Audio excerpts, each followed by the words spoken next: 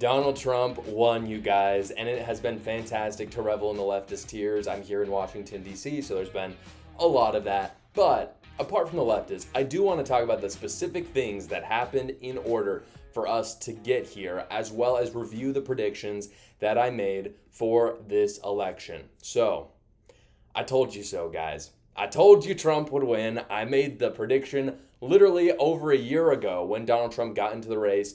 And I had some data back then, but the data only got stronger for Donald Trump over time. Obviously, there were some switches with Kamala Harris and Joe Biden that changed some things. But even through that, the data was strong for Donald Trump. And I'll talk about a lot of that today. So I just want to get first into it. My first prediction for this is that the switcheroo was a big mistake for Democrats. One of the things I said right away was that Biden was actually stronger than Kamala Harris. And we'll never know that for certain because we just don't, like, Biden didn't run, so we don't know. But you can look at it.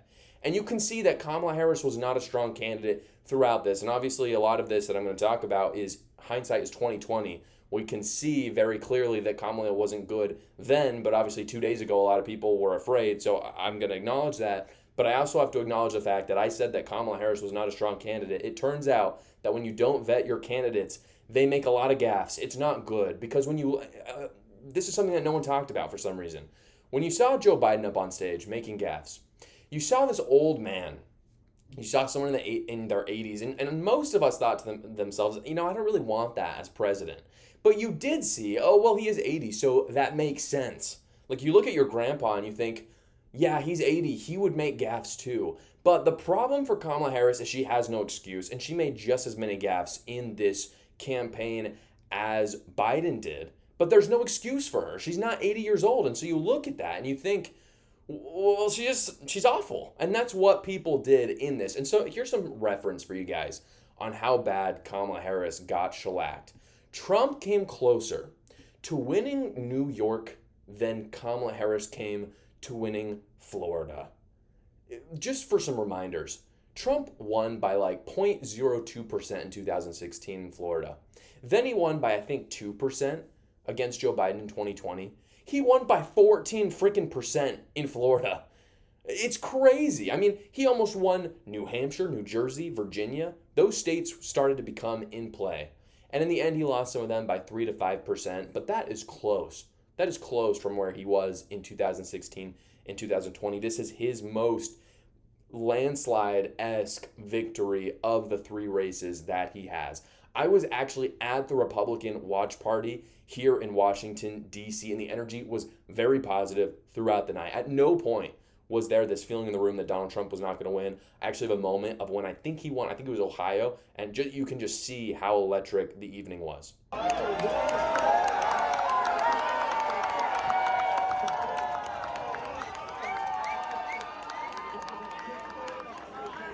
So anyway, I think that I was right about it being a huge mistake for Dems to switch out Biden for Kamala Harris. There's this viral video of Jake Tapper. I don't have the video. I think most of you have probably already seen it because it's really gone viral.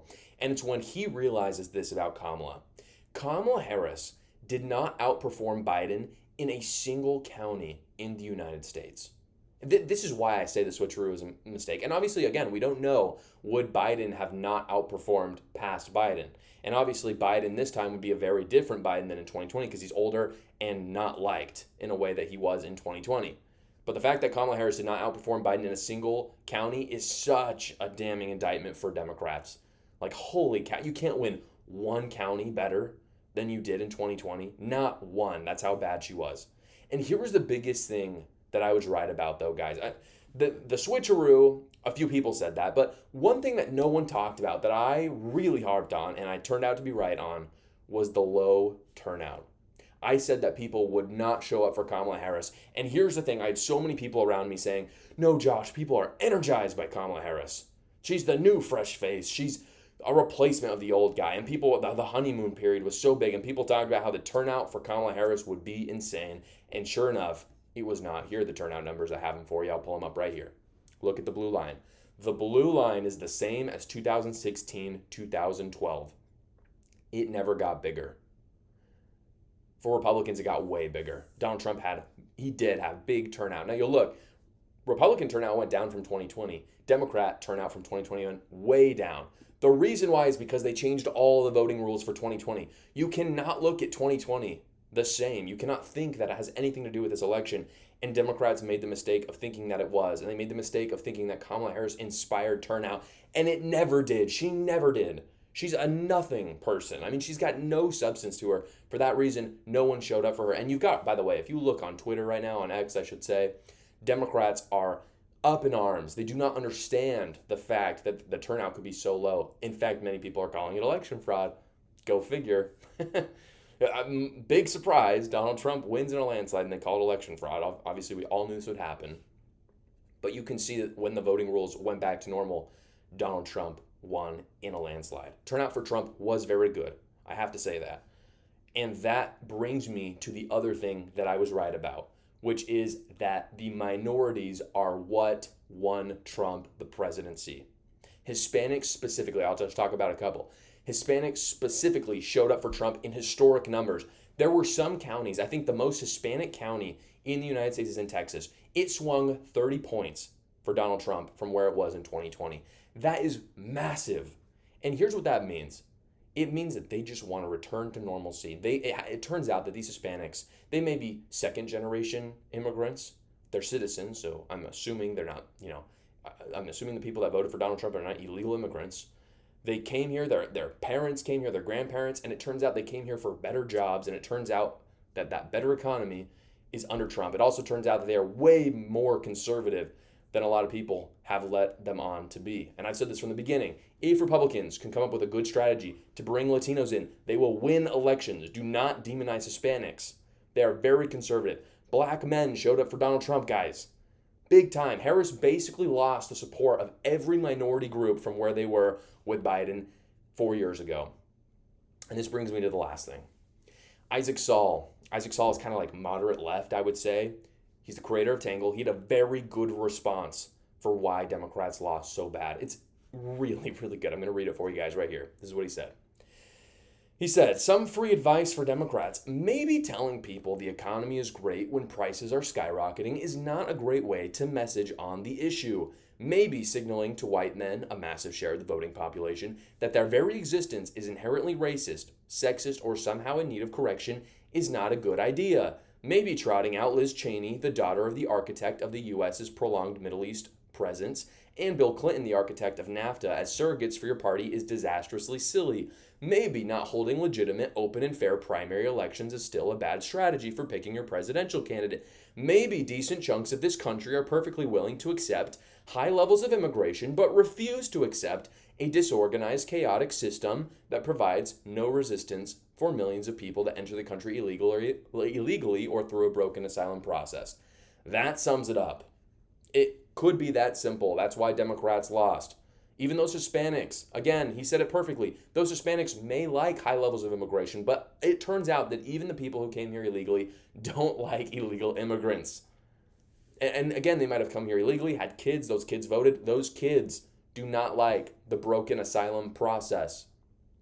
Muslim, in Georgia, black men voted for Trump. That's why Georgia swung. In Pennsylvania, the Amish showed up for Trump. In Michigan, Muslims endorsed Donald Trump and showed up for him. This is the most diverse coalition of Republicans in American history. That cannot be understated. That is why Donald Trump won. That is why Kamala Harris lost. You guys know that I'm very passionate about men's health. That is why I've partnered with Caliber. Unfortunately, men, I'm talking to you. You are not settling for your best when it comes to condoms. Settling for that generic brand, that literally, this blows my mind. It says one size fits all on the label as if that's a good thing. It does not inspire confidence. It does not create a good experience, and it may not even offer the protection that you are wanting with Caliber. On the flip side, they have 6, not just 1, 6 sizes to choose from, and they make it very easy to start with a find your size sampler. For a limited time for my viewers, you will get a $25 gift card with a first time purchase, and there's no risk to you because they have a money back guarantee. Don't settle for mediocre contraception that doesn't even fit, guys. Caliber is 5 times tested for maximum comfort and sensitivity. So join the thousands of customers who are improving their sexual fitness with Caliber. Simply go to the link in my description. I've got it there. You can see what it is all about, and you can start with that Find Your Size sampler today. So Trump had a bombshell victory, and I got the electoral map wrong, guys, I have to admit, and I want to show you my predictions versus what actually happened. Obviously, they haven't called all of the swing states yet, but it's very clear what's going to happen. In fact, I'm very surprised they haven't called all of them. Fox News has called most of them at this point. Here's the map that I put up. You can see it looks pretty standard, but I said that in the swing states, Donald Trump would lose Wisconsin and Nevada. That's what I thought would happen. This is what actually is happening. Wisconsin and Nevada went to Donald Trump. So I was wrong.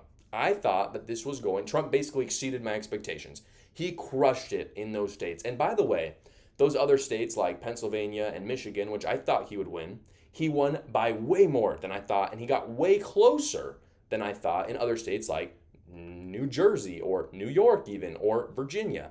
And by the way, I haven't even talked about the Senate. I predicted 53 to 54 Republican wins, and it looks like that is exactly what's going to happen. Maybe 55 if we're lucky. So in terms of the Senate, things went fabulously well for Republicans. Now, speaking of getting things wrong at times, we have to talk about the polls. The polls got it way wrong this time. I said they would. There was some talk about maybe they would do better this time. They didn't do better this time. They were way off. There was about a 4-point swing for Trump in most of these swing states.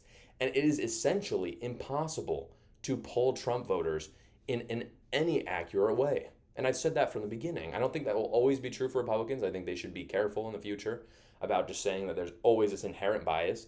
I think it's just a fact that Trump voters don't like to talk to pollsters, and unfortunately there is a stigma that I think is slowly going away, but there is still a stigma about voting for Trump. For that reason, they were able to poll accurately. For that reason, I predicted Trump would win, but even I didn't realize he was going to win in such a big way. Think, though, for a moment. Oh, man. This is funny. This is probably the funniest thing I've read about the election. Isaac Saul wrote this as well. I like Isaac Saul a lot. He's on the left, but he's moderate. He wrote this about how funny this election is going to be when it comes to the shift of power. He said, speaking of odd dynamics, what's going to happen over the next few months? Listen to this. An incumbent president is sharing the White House with a vice president who replaced him on the ticket against his wishes and then lost. The president-elect, Trump, is returning to the White House to serve a non-consecutive second term, taking the White House back from the same person he lost it to. And of course, Biden will now have to oversee the peaceful transfer of power to Trump after Trump refused to do the same after the 2020 election. I don't agree with him there, but this is where it gets really funny. He says, and Vice President Kamala Harris will have to preside over the joint session of Congress on January 6th to certify Trump's election victory. That's why this is unique. This is not Hillary Clinton, guys. Hillary Clinton had nothing to do with certifying the 2016 election. This is the person who lost it's one thing to concede the election. That's one thing. But you actually have to certify it as the vice president. That is Kamala Harris's role. So basically Donald Trump gets to rub it in her face in a way, and Republicans in general in a way that just hasn't been done in a very long time. That is what we have to look forward to. If you're a true conservative, you need Daily Wire Plus. Daily Wire Plus has all the good conservative media. You've heard about them. Am I racist? What is a woman? All of Jordan Peterson's exclusive content is all on there, but you need to go quick because they have 47% off in honor of Donald Trump, who is now our 47th president, if you use the code FIGHT. And if you use the link in my description below, you support my channel. And again, you get that 47% off at Daily Wire Plus. Thanks so much for watching, guys. Please go down below, like the video, subscribe to my channel as well, and check out another video.